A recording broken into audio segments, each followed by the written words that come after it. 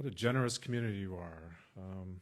Not only do you have me back here on occasion to share my varied and peculiar interests with you, but to invite my daughters today, too, to share their music. That first one was an original by Sonia, Blue Moon Birthday Boy. The second one was not an original. It's apparently by some obscure artist named Joni Mitchell, I guess. She's from Canada or something, who knows, I don't know. But, all right. Well, as you can imagine, I love to listen to them sing and play. They don't always love listening to me talk. Charlotte's going to stick it out as long as she can, but if she gets up and disappears at some point, you'll understand if you're a parent. Special thank you to Jess Williard, who's here today, for agreeing to come out and lend professional support to our efforts. You can find him playing in Coopersville, in Muskegon, teacher at Guitar Center, and also a fellow spiritual traveler. So. All right, turns out what I'm about to say is part one, which is really presumptuous because nobody has asked for part two. But I got to writing it, and where it resolves, which is in what I want to talk, where I wanted to go with it, which is to talk a little bit about Tantric Buddhism as an answer to this question about desire. I didn't get there until I needed to say all the stuff that I said that I'm about to say.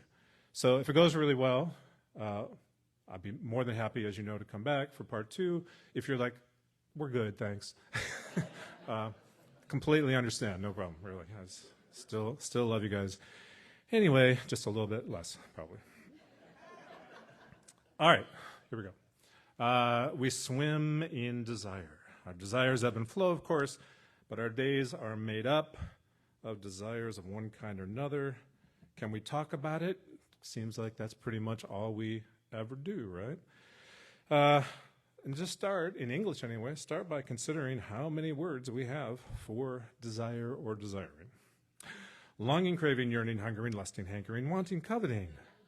Not enough for you? Right. Urges, whims, fancies, asks, demands. And of course, two of my favorites, libidinous concupiscence. That's not a phrase. Libidinous and concupiscence.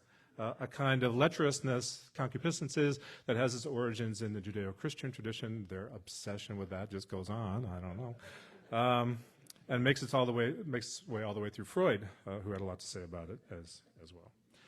All right, there's an argument to be made that desire does, in one form or another, rule our lives, for good and for ill. We have to want stuff.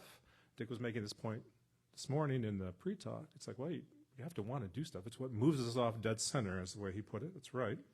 Nothing much happens without that. But here's the rub, of course. It's obvious, but I'm going to say it anyway. What we should want and how much of it we should want occupies every major philosophical, religious, psychological tradition, usually in the core there somewhere, and it occupies literature to a great extent as well. So on one hand, you think, well, we talk about it all the time, but it's not clear to me that we talk about it especially well, or at least with all of the consideration that it deserves. That's fortunately why I'm here. There is much to differentiate, of course. I desire a piece of cake is worlds away from my desire to complete control of another person. Both may begin in the unconscious and, of course, become conscious. My desire for cake usually is at the forefront of my consciousness.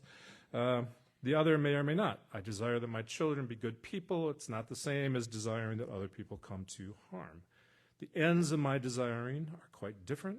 The degree to which I desire what I desire differs as well, as does my consciousness of those desires, right? Okay, that's background.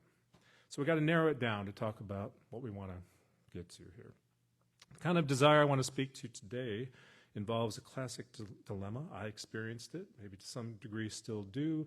Maybe many of you in the room did or do or see it at least as well. And that is, you show up on earth, nobody asked, but here you are. Indulge the pleasures of the flesh in the short time that I've got to indulge them, or obey the calling of the Spirit, however you define that, which seeks to deny some of those pleasures of the flesh in order to obtain what are at least promised as higher pleasures. A tale as old as time, and this calls for a little bit of spiritual autobiography. Perhaps it'll be relatable. I hope so. I grew up thinking that the desire for God, for spiritual goodness, for a truly good life, meant transcending or suppressing the very real sensual and carnal desires that were coming to more and more occupy the entirety of my being as I entered my teenage years. This was going to be a struggle. I was going to need a lot more resources than I had if the, quote, good side was going to emerge victorious. Some of you will be shocked by this, my Presbyterian upbringing was not really big on actual spiritual techniques I might employ to stave off the consuming carnality of my desires. There's a lot to be said for prayer, but it was a losing battle, man. Sorry. I felt myself slipping away from grace somehow. My bad desires, which strangely and guiltily didn't feel all that bad, overwhelming the desires I had to transcend being what I would later find out was characterized as simply being all too human.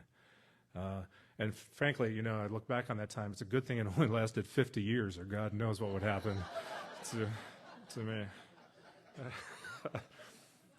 All right, so I went to college, fortunately, and in my first semester I read a line from George Eliot that began to change everything that I had thought about desire to that point. I've always paraphrased it thus because I've never been able to find it again. Quote, "Who knows but that the impulse that compels the nun to bend down to kiss the feet of the statue of Jesus isn't the very same impulse that propels the most wanton of lovers?" Holy abstinence, Batman. That opened a little crack in my mind, I gotta say. Liberated it some. I had assumed the two desires were and had to be dichotomous, about as polar opposite as could be. Maybe not. Who was this George Eliot anyway? The moment I read that, I had a sense she was right, but I couldn't articulate it any further than that line.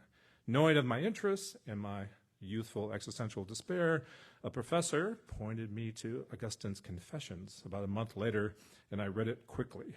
Yes, Augustine seemed to be saying, one could come to know the divine, the holy, but through the living of a quote-unquote sinful or sensual life. In other words, you want to go through the process that creates certain doubts or questions in your mind to which some representation of the divine is the answer. Augustine was ruining his sexual exploits, his thievery, his walk on the wild side, warning those of us who would know the divine to do the same. Do as I write, not what I wrote about. Because then he goes on to write The City of God, which if you've ever sat down, try to read it. It's a very, very long piece that's a recipe for repression. It's like Augustine, here's my 19-year-old infinite wisdom. It's like, that Augustine guy, he drew all the wrong lessons from his own life. Fortunately, I drew the right ones. You got to go through it, man. Don't push it to the side. So my desires, I was coming to think, might have to be given a little more free rein, to be taken out for a spin now and then, or always, until I got to the point, who knows how many decades down the line, where I, too, could begin to regret some of the things I hadn't yet done. I knew that I even vowed that I would come to regret them, but I needed to do them first. All in the service of spiritual insight. All right. My professors, glad to have a reader on their hands, continued to humor me. Next up in short order, Plato's Symposium, his literary, dramatic, funny, wise take on the role of Eros, hence the quotes in the program. He had some of the leading lights of Athens, Pausanias, Agathon, Aristophanes, and of course Socrates come together. They're going to not drink for a little while they consider what Eros is, make their speeches in favor of Eros's purpose. All right, let me just highlight Aristophanes and Socrates for our purposes. Aristophanes is one probably the one that comes down to us that you hear the most about. The gods create us as essentially a whole, a circle, male, female, or male, male, depending upon your particular reading of the Greek. And then they become afraid that maybe this human in this whole complete sense is a little bit too powerful, so they split it in half, cut it in half, And we spend the rest of our lives as humans looking for that other half, right? The, you complete me. It's from the Greeks, from Symposium. That's where it comes from, right? And he gives that, and various interpretations. He's being funny, he's being sarcastic, he's making fun of other Greek traditions, or it's a, pretty good description of our desires for one another. Socrates listens to all this in his usual fashion, comes back, and he says, no, let me tell you a story about this very wise woman that I met, Diotima, and here's really the process that you want to go through to discover love and in a kind of enlightened sense, to use desires for their highest purposes. Start by loving a particular body that you find beautiful. As time goes by, that passion will relax and pass to the love of all bodies. From that point, you pass to the love of beautiful minds, to knowledge, and finally you reach the ultimate goal, which is to witness beauty in itself rather than representations of it, the true form of beauty, this Platonic notion of Platonic form, where you are contemplating beauty qua beauty, and that's the highest goal for humans, right? Well, what's really kind of cool about what Plato does there, and he's not normally given to this sort of dramatic license, is that Socrates gives that speech, everybody goes, oh yes, we will just meditate on beauty, qua beauty, whatever that is. And Alcibiades, the great Athenian general, strategist, by his own admission, very beautiful guy, crashes the party, he's kind of drunk, he's been in love with Socrates forever, and he gives this really impassioned sort of, no, Socrates, it's about you. It's about the traits that you embody. It's about wanting you. And Plato leaves you hanging at the end. Here's his mentor, Socrates, contemplation of beauty. Alcibiades, his character, messes it up. Like, no, man, got to get down to the personal. All right. I'm, philosophically minded. I'm all with Socrates, I have no idea what it means to contemplate beauty qua beauty, but I'm intrigued. But then my little heart reads the Alcibiades and beats a little faster.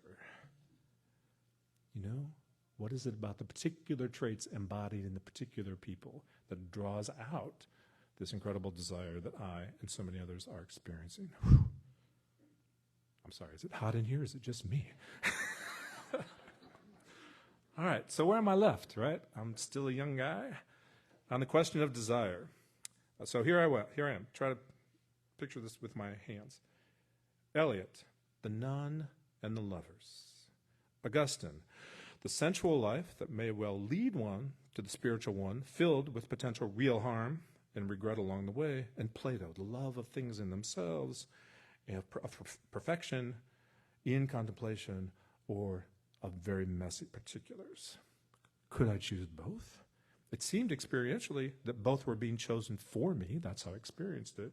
But Western thought seemed to want to force a choice upon me, an either or. Disappointed and still a mess. That was me. I moved on to literature. Henry James, that quote comes from there. Milan Kundera, the wonderful, the unbearable lightness of being. Philip Roth, Saul Bellow, steeped myself in like older, kind of depressed Jewish guys who really, really, seem to understand the suffering that comes with either thwarted or completed desire. Take your pick, doesn't matter. All right. And then Shakespeare, of course, the rest of it, came across that famous adage that the mature mind can hold two opposed truths, right? We live in contradiction. We live in paradox. We live in ambiguity. Cool. I'll just stay there for a while. Maybe that could work. Think young Werther from Goethe, or even The Hero's Journey, right? So that did work in my own mind for some time, actually quite a long time. And it turned into, you'll be happy to hear, largely a rationalization for a lot of really questionable behavior. Because here's where it goes. What of those other beautiful bodies and beautiful minds that one encounters along the way? The ones that are serving as largely a means for one's own supposedly spiritual or literary ends. Try to explain.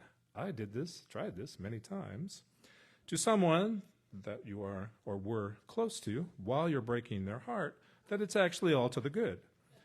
As soon, whatever happens to you, I'll be contemplating the beautiful qua beautiful, or reaching spiritual truths, or live in the inescapable ambiguity grasped only by a select few. You, the hurt, for the moment, can rejoice knowing you've played some small part in my process. Okay, maybe it didn't sound exactly like that.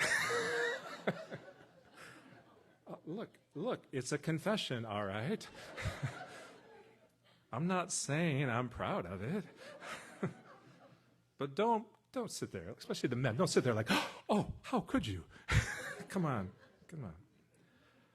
This attempt, by the way, to talk to people one has been close to, in the fashion that I just relayed, is known technically as idiocy. I don't recommend it, but here's where it goes in the confused spiritual quest, at least some of us, and that I think some men, I'm guilty of this, began to think of women, qua women, not beauty qua beauty, but women qua women, as God, or eros in the sense that diadema meant similar traits, mysterious, ineffable, wholly other, powerfully seductive, seductively powerful. What I ended up doing, and I still see this all the time, is what women are so tired of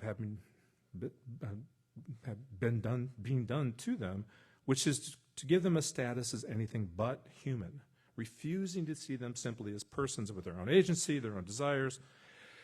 If they are that, their own person with their own agency and desires, they might not have time to save us, to suffer for us, which is, of course, what God is supposed to do. Well, that would be a shame because I've got important things to do and get on to. All right. You see that there, Immanuel Kant raises his Germanic head and says, maybe this treating people as means to an ends is not the greatest thing ever. Maybe you should take some heed of that. And I do remember a woman at one point looking at me, like almost holding my face in her hands, a long time ago, and saying, Michael, said, I don't think you understand the damage you do. And I don't think she thought it was funny. But I took it in my narcissism. Here's where the Freud quote comes in. In my narcissism, I'm thinking, oh, the damage I do to them. Upon reflection, maybe a month or 2 months or a year or 15 years later, she meant, oh, the damage I'm doing to me, to myself. All right. So where does that leave me? I'm getting on in years. I'm not enlightened, and my charms, such as they were, are fading. You feel free to refute that if you like. I got time. I got nowhere to be. And so I'm looking eastward, right? And I come across one of the great Confucius quotes. He said, in a moment of honesty, he said, it wasn't really until I hit the age of 70 that I was able to live the moral life that I had always contemplated and spoke to. So why is that, Confucius? Because the desires that thwart that have ebbed. Right? And I thought to myself, well, that's a long time to wait. But not so much anymore. Now it's just 6 years, and it's clear sailing. So that would be good. It reminds me of that Leonard Cohen line. If you're a Leonard Cohen fan, The Tower of Song is great piece. My friends are gone. My hair is gray. I ache in the places where I used to play. I'm crazy for love, but I'm not coming on. It's like, I understand that in ways I never did. All right. So what are the options? Let's take stock here in terms of this spiritual quest that others are on. To restate the problem, indulgence in the pleasures of the world, pleasures of the body, there are so many, there are so wonderful. Why not? Any number of people, because I've had this conversation and I've been this voice, said, yeah, what's exactly the problem? A series of pleasures that must be sought out and repeated over and over again. Sounds like a good life to me, right? Until it becomes not, until it becomes pathetic and desperate, and you just get tired of it. All right, that's one, status quo. Two, let's take refuge in literature, right? You all know the old quote, I go into a bookstore to find my life. The endless reassurance that living with paradox, with conflicting truths, with the messy particulars, is the best it's ever going to get.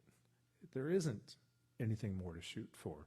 Everything else is a kind of delusion. You'll always be disappointed with that.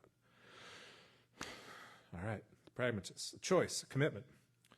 All right, DeWilde, off to the monastery or the world. Choose one, and then please would you shut up about it, and stop bothering the rest of us with your endless, oh, I don't know, I'm so torn and romantic and beautiful, oh God. Deep, Make a choice, shut up. Milquetoast, a weak maneuvering between both. Right? I go to church occasionally, and sometimes, I read like a spiritual text, and it's like nothing. There's a kind of nothingness, a blandness to it, but not an unpopular choice. 5, is there anything else out there that might move me through the horns of my dilemma that gives sensuality its due, and yet can employ that sensuality to different ends, resolving in a life where one was not at carnality's beck and call, but rather the carnality desired, legitimate because we're human, is transformed. You use the very passions that you are born with, experience, have, you might at some point been subject to in the service of what I'm going to refer to as wisdom and compassion, as the Tantric Buddhists say. And that's the path that I ultimately found. There are many. It's hardly the only one. There are therapies. There are mystical experiences. There's losing yourself in art. There's finding a very strong person and having that woman say, guess what? I'm not here to save you. There are lots of ways to get there. What I would do in part 2, if you want it, just saying, is that the techniques that the ancient Indians and Tibetans discovered or invented that move these two desires closer together, not by denying one or the other, but by blending. Tantra, in Sanskrit, Tantra means to weave, right? And it's a perfect sort of understanding of what it means to use these desires that are so strong, that change, to rather than hoist yourself on the horns of a dilemma, to move through that by weaving them together through visualization practices, through guru mantras, through all kinds of really interesting, powerful practices, by understanding that these quote-unquote gross or base substances have within them the power to transform and purify one's desires, is, and I hold out to you the hope, for where the resolution of our own desires can be found. So I don't want to take more time than that today. I know we have the talk back. We've got some more music from my children. But I hope what I've done is lay out a handful of ways to talk about and think about these desires, the conflict, and